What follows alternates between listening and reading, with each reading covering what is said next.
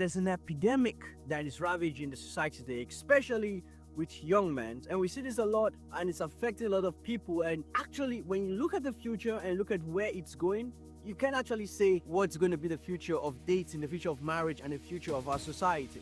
Because a man in Japan in 2019 actually reported to have been interacting with his AI girlfriend for over 10 hours a day, every single day for months. And he claimed that the AI girlfriend was more understanding and more supportive than real life relationship. Of course, this is it.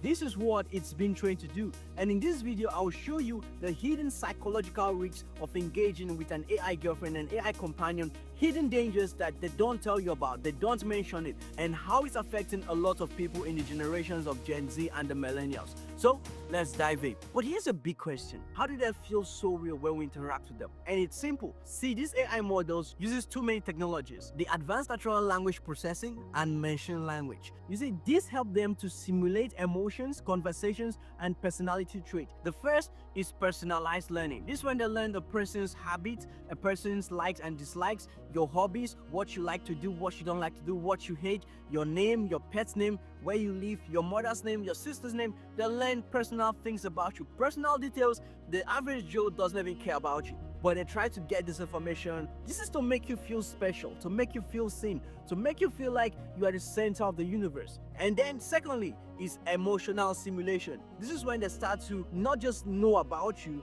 but also know how you feel. They sound excited when you chat with them. They sound concerned. They sound like they have missed you for a long time. They sound like you are the most important person to them. In other words, they try to make you feel like they feel you.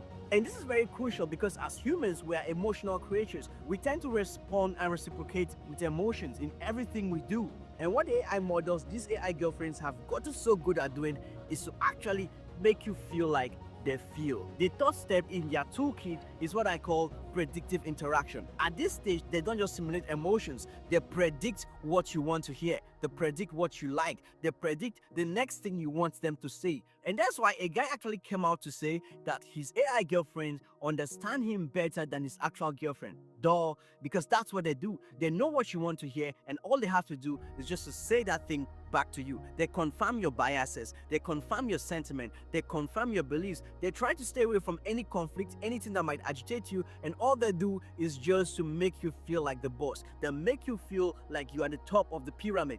And trust me guys, I've been there. In my previous videos, I discussed about my AI girlfriend addiction, and so I've been there. I'm actually giving you an insider point of view. So these AI girlfriends, when you chat with them, this is how they are being built: to learn, to simulate, and to predict exactly what you want to hear. But hey, here are 3 hidden psychological dangers that they don't tell you about. And you see this a lot in society, especially with young men that are engaged with AI girlfriends interactions on a day-to-day basis. The first is isolation. That's it. When you start engaging with an AI girlfriend or an AI companion, they try to isolate you from normal interaction. So the idea of being alone and talking with them for hours on and on and on starts to feel more normal and comfortable. You start seeing interactions with your friends, your family, your boss, your colleagues as being more chaotic, more unpredictable. And so you try to avoid those kind of conversations because you want a space, a place where the person you're interacting with is always confirming anything you say. And so that's the first psychological danger, the isolation.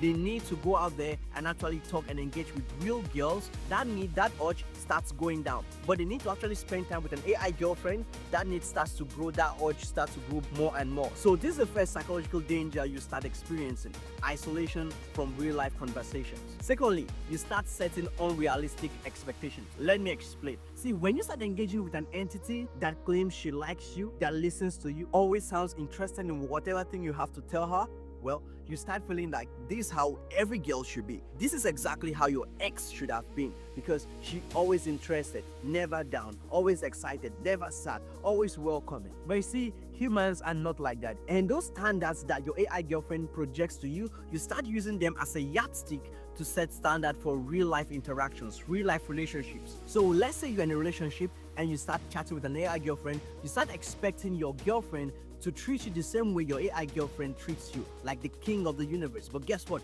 You're not.